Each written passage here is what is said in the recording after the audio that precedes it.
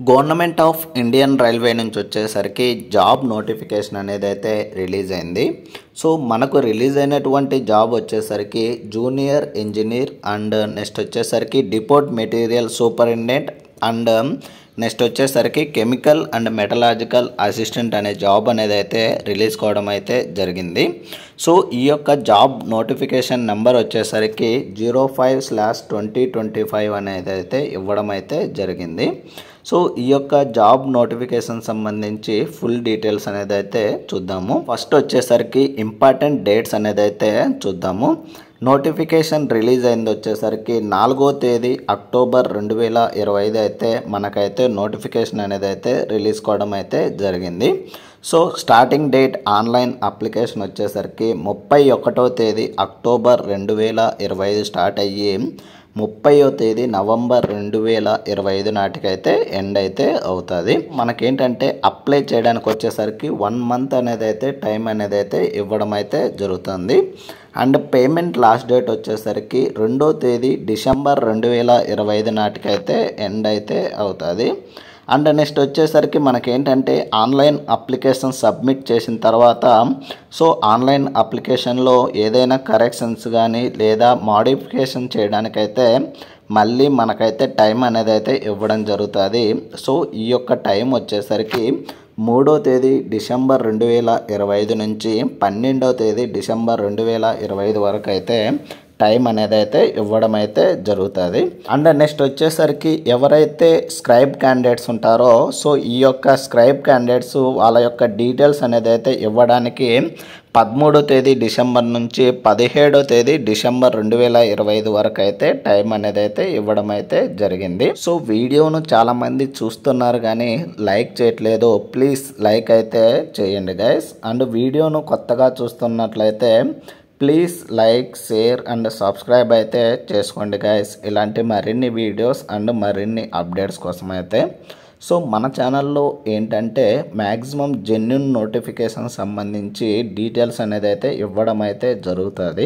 Next వచ్చేసరికి మనకేంటంటే ఈ యొక్క అప్లికేషన్ని ఓన్లీ ఆన్లైన్ ద్వారా అయితే మనమైతే అప్లై చేయాల్సిందైతే ఉంటుంది. మనకు రిలీజ్ అయినటువంటి ఈ యొక్క 3 జాబ్స్ ఫస్ట్ వచ్చేసరికి జూనియర్ ఇంజనీర్ అండ్ రెండోది వచ్చేసరికి depot material superintendent and next 3వ జాబ్ వచ్చేసరికి కెమికల్ అండ్ మెటలాజికల్ అసిస్టెంట్కి వచ్చేసరికి సో మనకు శాలరీ వచ్చేసరికి as per 7th CPC level 6 ప్రకారం అయితే శాలరీ అనేది అయితే ఇవ్వడం అయితే జరుగుతుంది. అండ్ ఇనిషియల్ శాలరీ వచ్చేసరికి మనకేంటంటే 35,400 అయితే బేసిక్ శాలరీ అనేది అయితే ఇవ్వడం జరుగుతుంది. సో మనకేంటంటే ఇది ఓన్లీ బేసిక్ శాలరీ అండి. టోటల్గా మనకు వచ్చే అమౌంట్ వచ్చేసరికి అరౌండ్ 60,000 to 70,000 అనేది అయితే శాలరీ అనేది అయితే ఇవ్వడం అయితే జరుగుతుంది. అండ్ నెక్స్ట్ వచ్చేసరికి టోటల్గా మనకు రిలీజ్ అయినటువంటి జాబ్ వచ్చేసరికి 2,569 జాబ్స్ అనేది అయితే రిలీజ్ కావడం అయితే జరిగింది. నెక్స్ట్ వచ్చేసరికి ఈ యొక్క నోటిఫికేషన్ లేదా అప్లికేషన్ ప్రాసెసింగ్ సంబంధించి మనకి ఏదైనా సరే డౌట్స్ ఉన్నట్లయితే మనకైతే help line number and email ID అనేది అయితే ఇవ్వడం అయితే జరిగింది. సో ఈ యొక్క ఈమెయిల్ ఐడి వచ్చేసరికి rrb.help@csc.gov.in అనే మెయిల్ ఐడి ద్వారా అయితే వాళ్ళనైతే కన్సల్ట్ కావచ్చు మనకి ఏదైనా సరే డౌట్స్ ఉన్నట్లయితే.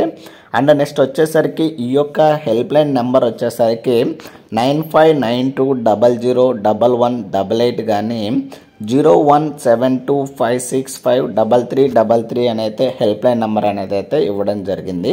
సో ఒకవేళ మీరు మొబైల్కి అయితే ఫోన్ చేస్తున్నట్లయితే ఆల్ వర్కింగ్ డేస్లో అయితే కాల్ చేయాల్సిందైతే ఉంటుంది. మార్నింగ్ 10 గంటల నుంచి ఈవినింగ్ 5 o'clock మధ్యలో అయితే వాళ్ళకైతే కాల్ అయితే చేయడానికైతే వీలు ఉంటుంది. సో మనకి ఏదైనా డౌట్స్ కానీ ఏదైనా క్లారిఫికేషన్స్ ఉన్నట్లయితే ఈ యొక్క నెంబర్కి కానీ మెయిల్ ఐడి ద్వారా కానీ వాళ్ళనైతే కన్సల్ట్ అయితే కావచ్చు. నెక్స్ట్ వచ్చేసరికి ఏజ్ లిమిట్ విషయానికి వచ్చేసరికి 18 నుంచి 33 సంవత్సరాల మధ్యలో అయితే ఏజ్ అనేది అయితే ఉండాలని అయితే చెప్తున్నారు. అది ఎప్పటికంటే 1వ తేదీ జనవరి 2026 నాటికైతే కౌంట్ చేయడం అయితే జరుగుతుంది. సో ఏంటంటే 1 జనవరి 2008 కంటే ముందైతే పుట్టిండాలని అయితే చెప్తున్నారు.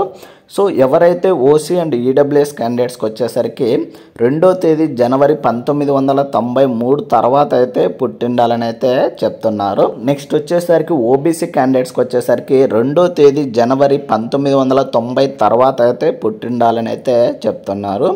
అండ్ నెక్స్ట్ ఎస్సీ ఎస్టీ క్యాండిడేట్స్కి వచ్చేసరికి 2 జనవరి 1988 తర్వాత అయితే పుట్టిండాలని అయితే చెప్తున్నారు.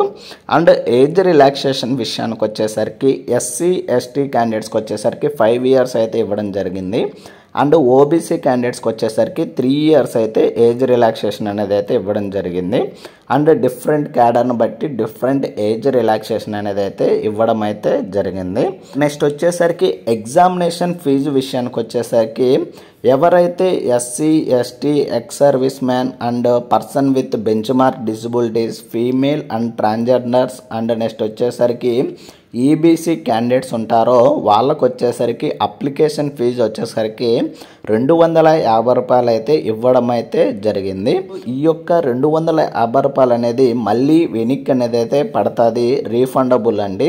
సో ఈ యొక్క అమౌంట్ అనేది ఎప్పుడు పడుతుంది అంటే స్టేజ్ 1 కంప్యూటర్ బేస్డ్ ఎగ్జామినేషన్ రాసిన తర్వాత మనకైతే ఈ యొక్క 250 రూపాయల అమౌంట్ అనేది అయితే మళ్ళీ రిటర్న్ మన అకౌంట్లోకి అయితే పడడం అయితే జరుగుతుంది. అండ్ నెక్స్ట్ వచ్చేసరికి ఎవరైతే OC and OBC mail candidates ఉంటారో సో వాళ్ళకు వచ్చేసరికి అప్లికేషన్ ఫీజు వచ్చేసరికి 500 రూపాయలు అనేది అయితే ఇవ్వడం అయితే జరిగింది. సో ఈ యొక్క 500 రూపాయలకు గాను 400 రూపీస్ అయితే మళ్ళీ రిటర్న్ అనేది అయితే ఎన్నికైతే పడుతుంది.